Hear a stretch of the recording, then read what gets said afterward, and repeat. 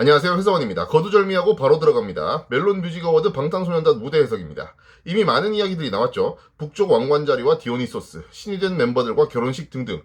하지만 저는 이걸로 끝이 아니라는 거 잘 아시죠? 시작합니다.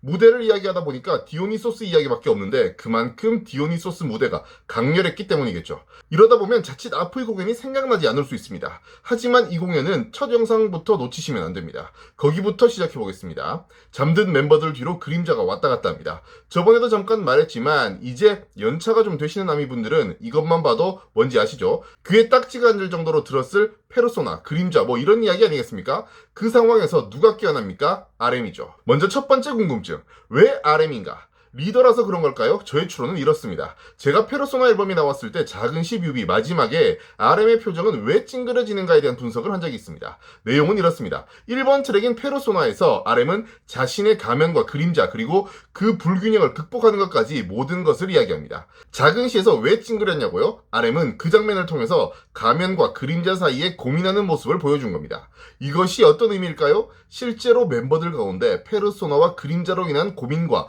불안감을 가장 먼저 느끼고 이야기를 시작한 것이 RM이 아닐까 하고 저는 생각하고 있습니다. 다시 무대 영상으로 돌아가 보죠. RM이 깨어난 것은 방탄소년단 멤버들이 느끼기 시작한 페르소나와 그림자로 인한 고민이 RM에게서 시작됐다는 뜻입니다. 작은 12위 마지막에 RM의 표정이 찡그려지는 것과 이어져 있는 것이죠.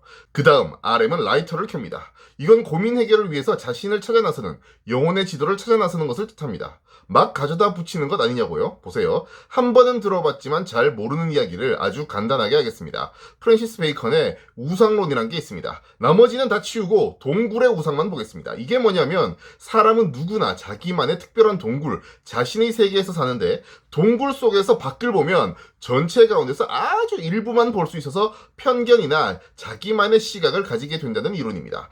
가면, 페르소나를 쓰고 자신을 틀에 가두는 것과 흡사한 개념이죠. 동굴 안에서 자신을 찾아봅시다. 동굴 안은 어떻습니까? 어둡겠죠. 그래서 라이터가 필요한 겁니다. 그런데 우린 이걸 생각해봐야 해요. 빛이 밝아질수록 좀 더 많은 것을 볼 수 있겠지만 반대로 그림자도 더욱 짙어집니다. 그렇습니다. 동굴 안에서 라이터를 켜고 RM을 비롯한 멤버들은 자신만의 동굴, 세계를 탐색하고 짙어진 그림자와도 마주하면서 진정한 자아를 찾는, 영혼의 지도를 찾는 작업을 시작한 겁니다. 그리고 첫 무대는 지금까지 말씀드렸던 1년의 과정이 담긴 곡, 바로 RM의 페르소나죠. 이 곡의 뮤비를 해석한 영상에서 페르소나 뮤비는 페르소나, 그림자 둘의 조화를 노래하고 있다고 말씀드렸습니다. 이번 무대에서는 그림자를 노래할 때 입었던 옷을 입고 해당 파트를 부른 뒤 그 옷을 벗고 다음 무대로 이동합니다. 옷을 벗는 행위였지만 이건 반대로 생각하셔야 합니다. 그림자 대신 교복이란 페르소나로 무대를 시작하는 거죠. 제목도 매우 전형적인 특정한 모습을 규정짓는 상남자입니다. 그리고는 무대를 작은 시 소우주로 이어갑니다. 상남자에서 보이 위드 러브, 아미를 사랑하는 남자로 변했습니다. 영어 자막으로 빛나는 서로를 발견했고 영원을 약속하면서 소우주를 부릅니다. 그리고 황금막내를 대표로 멤버들은 여전히 자신을 찾는 여행을, 영혼의 지도를 그리는 작업을 계속하고 있다는 것을 이야기한 뒤에 공연은 절정을 향해 갑니다. 디오니소스와 관련한 이야기는 앞서 간단하게 말씀드렸지만 다시 한번 말씀드리겠습니다. 중요한 무대니까요. 그리스 로마 신화를 기반으로 하고 있고 약간의 이견이 있을 수는 있지만 각 멤버들이 순서대로 B는 아폴론, G는 아레스, 지미는 아르테미스, 슈가는 헤파이토스, 정국은 포세이돈, 제이홉은 제우스, RM은 디오니소스의 역할을 하고 있습니다. 이것 외에 처음에 말씀드렸던 북쪽 왕관 자리와 말 등과 관련한 결혼식 이야기 등도 있습니다. 그런데 우리는 여기서 이걸 생각해봐야 합니다. 방탄의 무대는 허투루 이어지는 법이 없습니다. 그리스 로마 신화에는 대표적으로 올림포스 12신이라고 해서 대표적인 12명의 신이 있습니다. 그런데 이게 정확한 게 아니에요. 신에 따라서 누가 들어갔다가 나왔다가 합니다. 왔다 갔다 하는 신까지 포함하면 전부 15명, 거기에 부모라 할 수 있는 크로노스와 레아를 합친 17명이 주요 신이라 할 수 있습니다. 그래서 그럴까요? 디오니소스 군무도 17명이 함께하죠. 어쨌든 신은 17명이나 있는데 왜 하필 그 신들이 멤버들에게 할당됐을까요? 멤버들이 그냥 자기 마음에 드는 신을 고른 걸까요?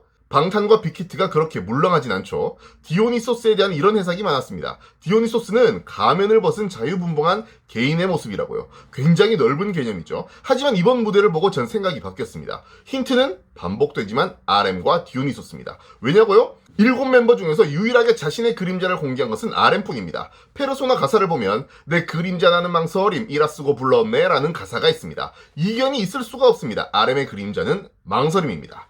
디오니소스에서 RM의 가사를 한번 봅시다. 그냥 취해 마치 디오니소스라고 시작합니다.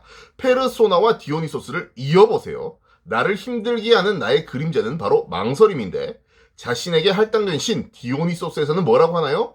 망설이지 말고 그냥 취하라고 합니다. 어디에 취하나요? 예술에 취합니다.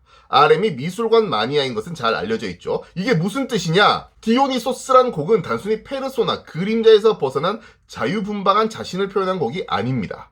디오니소스는 지극히 RM에게 국한된 곡으로 지금까지 그려온 RM 영혼의 지도의 중간 결과물입니다. RM은 디오니소스가 가진 예술적 영감을 통해서 자신이 겪고 있는 가면과 그림자 사이에서 생기는 불안감을 어느 정도 해소하고 있는 것으로 보입니다. 이 공식을 그대로 적용해 봅시다. 가장 먼저 나온 것은 비였죠. 비의 그림자는 무엇인지 모르겠지만 아폴론이 가진 다양한 분야에 대한 관심이, 마찬가지로 진의 그림자는 무엇인지 모르겠지만 아레스의 적극적이고 호전적인 성향이 가면과 그림자 사이의 고민을 해결하는 데 도움이 됐거나 자신이 그러한 모습으로 완성되어 가고 있을 겁니다. 지민은 아르테미스가 가졌던 단단한 자존심이, 슈가는 자수성가한 헤파이토스의 장인정신이, 정국은 포세이돈의 강력하면서도 자유분방한 성격이, 제이홉은 신들의 왕인 제우스의 위엄에 영향을 받았을 겁니다. 다시 말씀드리지만 RM은 자신의 페르소나와 망설임이란 그림자를 디오니소스의 예술적 영감,